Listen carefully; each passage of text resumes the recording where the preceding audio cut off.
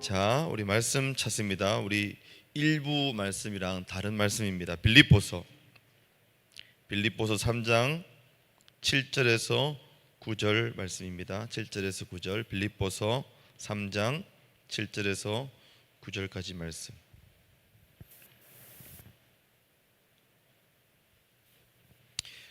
제가 일부 예배를 참석하신 인원이 2부에 거의 대부분 그대로 드린다고 제가 말씀을 안 드려서 목사님께서 같은 내용으로 준비하셨는데 일부 다 들었다면 다른 내용을 하는 게 좋겠다 하셔서 20분짜리 약간 특강 형식으로 또 다른 본문으로 이렇게 또 해주시겠다고 하십니다.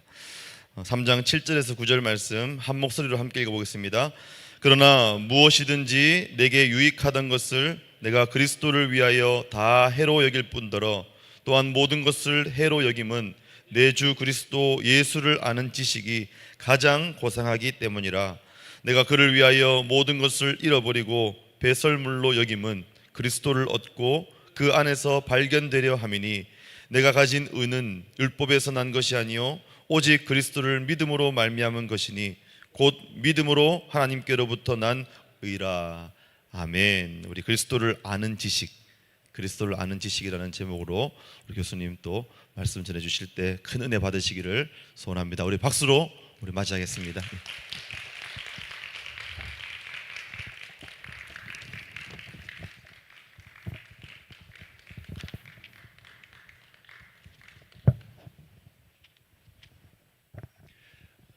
여러분 반갑습니다. 반갑습니다. 별로 반갑지 않은 것 같네요. 오늘 오전 일부 예배에 참석했던 분들 손 들어보세요. 다 참석했네. 그럼 손 내리고 참석 안 한 분들 세 분밖에 없어요. 예. 정말 교회에서 여러분 같은 청년들 보기가 너무너무 힘든 그런 시대가 됐습니다. 교회 20대, 30대, 40대 없죠, 그죠? 예, 이 교회는 교인 전체 숫자에 비해서 우리 청년들이 꽤 되는 것 같아서 너무너무 감사합니다. 더구나 찬양 인도하는 거 들어보니까 주님 앞에 엎드려 내 삶 전부 드립니다. 그런 찬양 하는 거 보니까요 소름이 돋아요. 소름이. 예, 정말 여러분의 삶 전부를 주님께 드립니까? 여러분에게 우리 주님은 선하신 분이 맞습니까? 정말? 예. 저 요즘 교회에 50대 이상 연세 드신 그런 분들이 자리를 지키고 있습니다. 20대, 30대, 40대 목회 데이터 연구소라고 하는 그 연구소의 발표를 보니까요 지난 10년 동안 한국 교회에서 20대, 30대, 40대 절반이 교회를 떠났대요. 절반이. 교회 청년부가 반토막이 났다라는 얘기입니다. 근데 제가 보기에는요 반토막 이상 더 줄어든 것 같아요.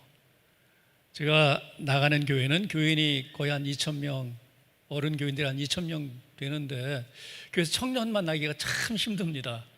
물론 오후 예배 따로 청년들 따로 모여서 예배를 드리다 보니까 더 그런 것 같긴 한데 여러분 왜 이렇게 교회에서 청년들 보기가 힘들어졌죠? 왜 어려워졌죠? 목회 데이터 발표에 보니까요 왜 20대, 30대, 40대 청년들이 교회를 떠났냐 3가지 이유를 얘기하더라고요. 첫 번째, 목사님 설교가 은혜롭지 않다. 두 번째, 교회 문화가 권위적이고 민주적이지 않다.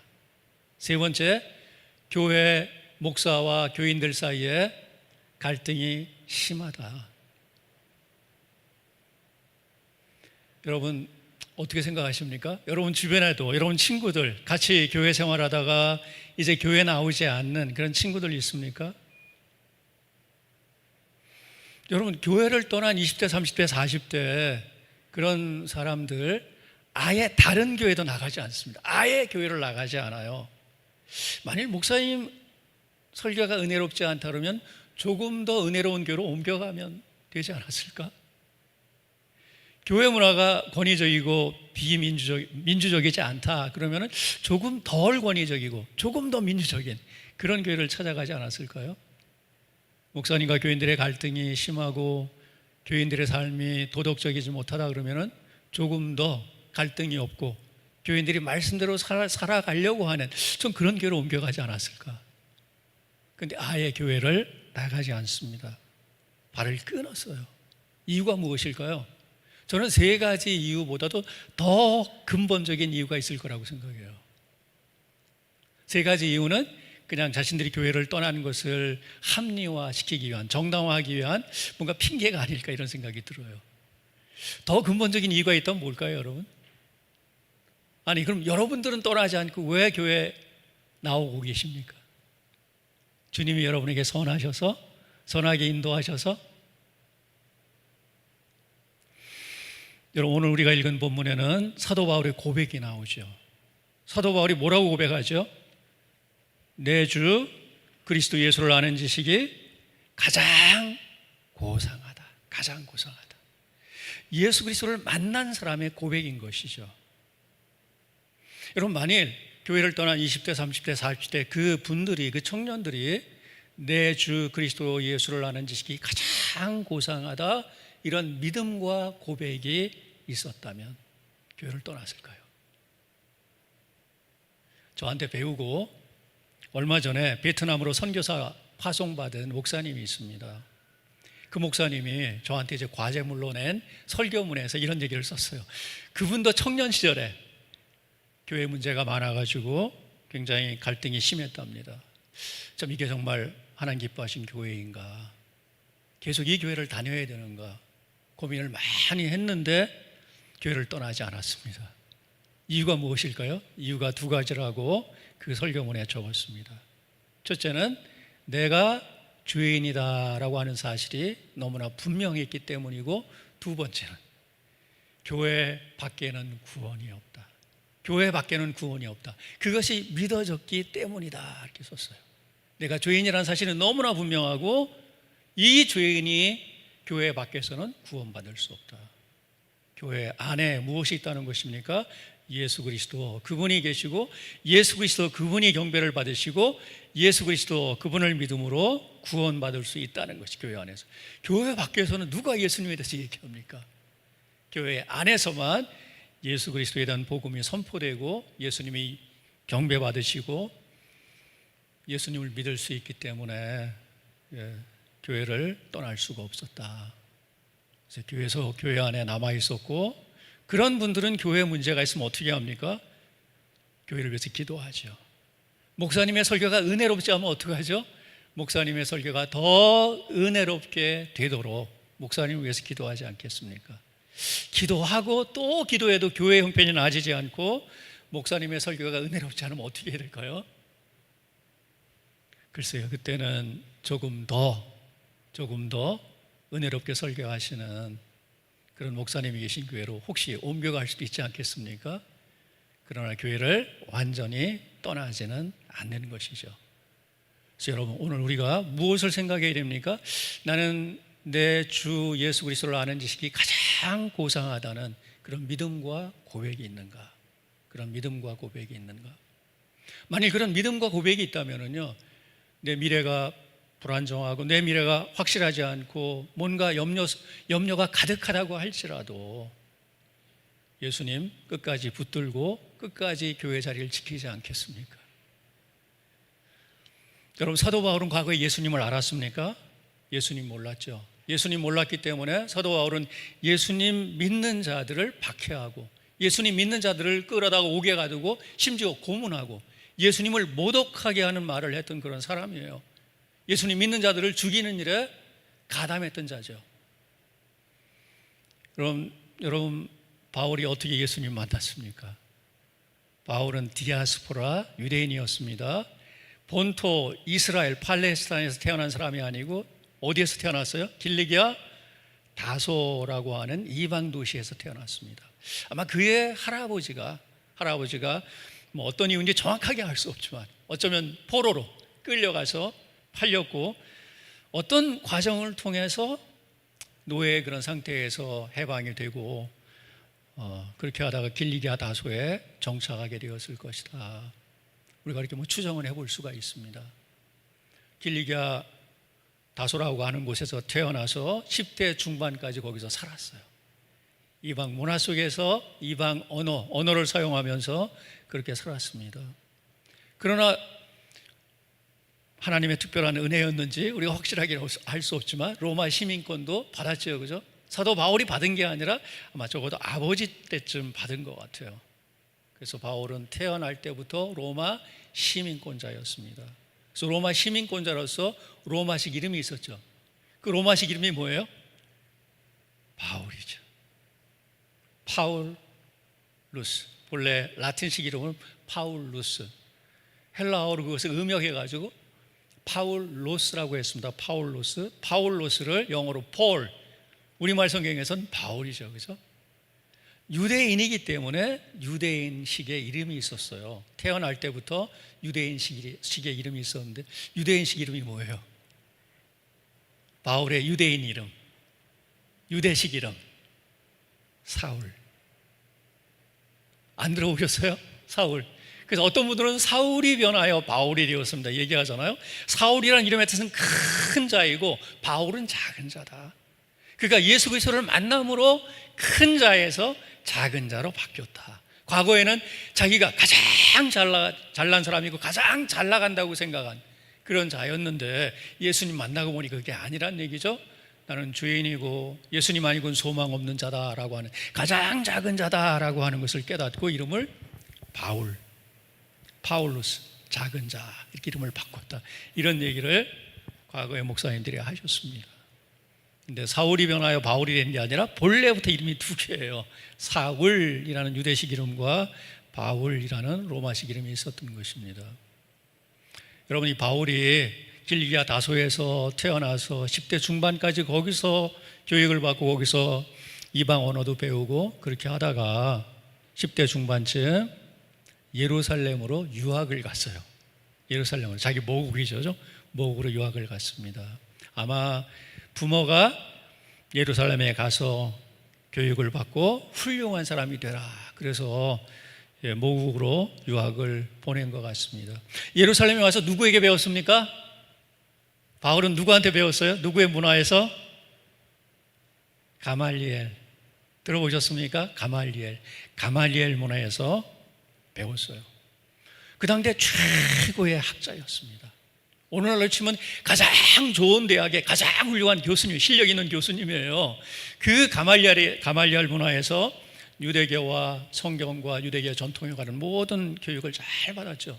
함께 공부했던 다른 동료 학생들보다 훨씬 출중하게 뛰어나게 공부했고 열심히 공부했습니다. 마침내 유대교와 성경과 유대교 전통의 전문적인 최고의 지식을 갖춘 그런 학자가 됐어요. 심지어 로마 총독까지 바울의 학문을 인정했습니다. 바울아, 내 많은 학문이 너를 미치게 만드는구나. 많은 학문을 갖춘 그런 사람이라고 로마 총독이 인정했습니다. 그러나 그는 예수님 알지 못했죠. 자신이 배운 유대교의 전통과 자신이 알고 있는 성경의 지식에 근거해서 볼 때 나사렛 예수는 구원자가 아닌 것이죠. 참 그리스도가 아닌 것이죠. 그냥 내가 그리스도다, 내가 메시아다, 이렇게 거짓 주장을 하다가 붙들려서 십자가에 못 박혀 죽은, 나무 십자가에 달려 죽은 하나님의 저주를 받은 자다.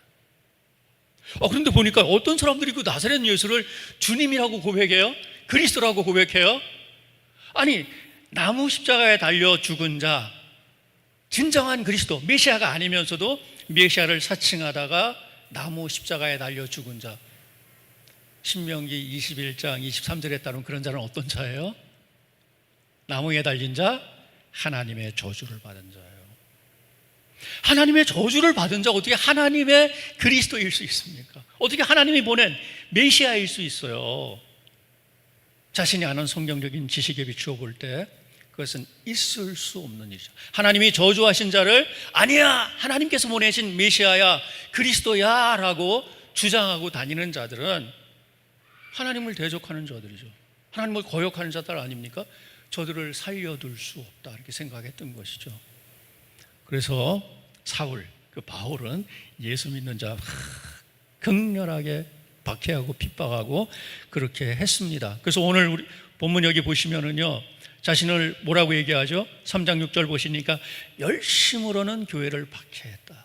내가 열심으로는 교회를 박해했다. 하나님을 향한 열심을 가지고 교회가 무엇입니까? 나사렛 예수를 그리스도라고 고백하는 자들의 공동체예요. 그런 모임이에요.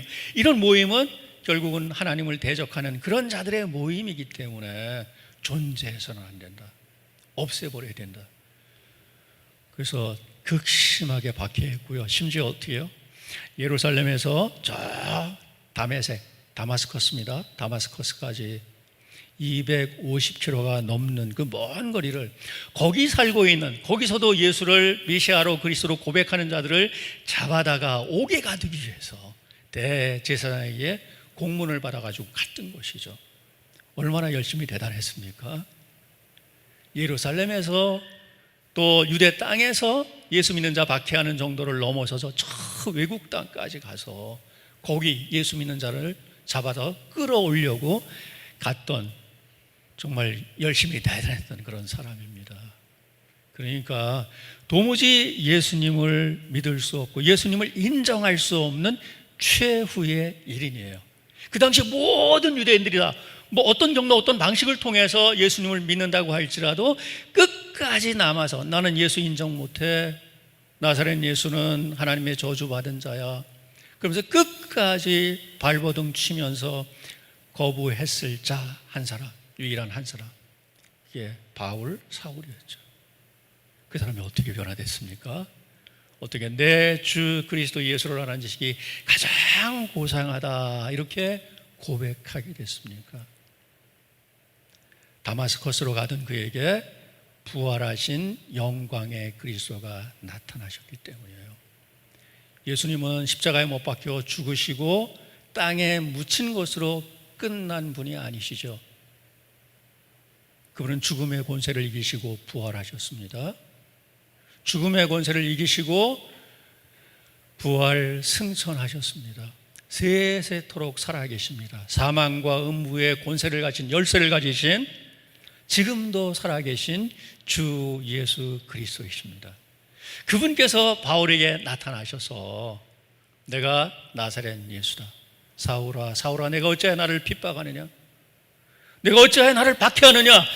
그때 여러분 강렬한 빛에 압도돼서 땅바닥에 엎드러진 사울 바울이 예수님께 반문하지 않습니까? 주여 누구십니까? 주여 누구십니까? 나는 내가 박해하는 예수다. 나는 내가 박해하는 예수다. 예수님께서 이렇게 선언하셨습니다. 그 예수님을, 영광의 예수님을 만나는 것을 계기로 해서 정말 나사렛 예수가 십자가에 못 박혀 죽은 하나님의 저주를 받은 자가 아니라 그가 다시 사신 주님, 다시 사신 그리스도 메시아라고 하는 것을 분명히 깨닫게 된 것입니다. 그래서 마침내 그가 내 주 그리스도 예수를 아는 지식이 가장 고상하다 이렇게 믿고 고백하게 됐고, 여러분 그 내 주 예수 그리스도를 온 세상에 전파하는 그리스도의 사도가 됐습니다. 그리스도의 사도가 되어 마침내 어떻게 됐습니까? 자기의 모든 삶을 주님께 바쳤죠. 그렇죠? 30년 넘는 세월 동안 복음을 증거하고 다니다가 마침내 여러분 로마에서 목이 잘려 참수형을 당했습니다. 자신의 모든 것을 다 우리 주 예수님께 바친 것입니다. 그가 예수님 만나고 난 뒤에 오늘 본문에서 내 주 예수 그리스도를 아는 지식이 가장 고상하다 이렇게 고백했는데 고백한 정도로 끝난 게 아닌 것이죠. 자기의 삶 전체를 우리 주 예수님께 드렸습니다. 그러면서 오늘 본문에 뭐라고 고백하죠? 자신이 과거에 자랑할 수 있었던 것. 그가 과거에 자랑할 만한 게 뭐가 있었습니까? 나의 가문. 내가 시브리인 중에 시브리인이요, 내가 8일 만에 할례를 받았습니다. 내가 이스라엘 족속입니다. 내가 베냐민 지파입니다.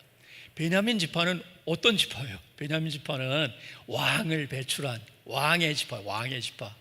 베냐민 지파에서 배출한 왕이 누구예요? 사울이에요. 사울.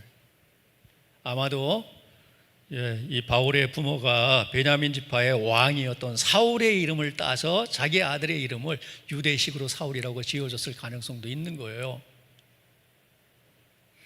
여러분, 자랑할 만한 가문이었습니다. 그뿐만 아니라 여러분, 자기가 난 지 8일 만에 할례를 받았고 자신이 율법으로는 뭐라고 그러죠? 율법으로는 바리새인이고 율법의 의로는 흠이 없다 이렇게 말하지 않습니까?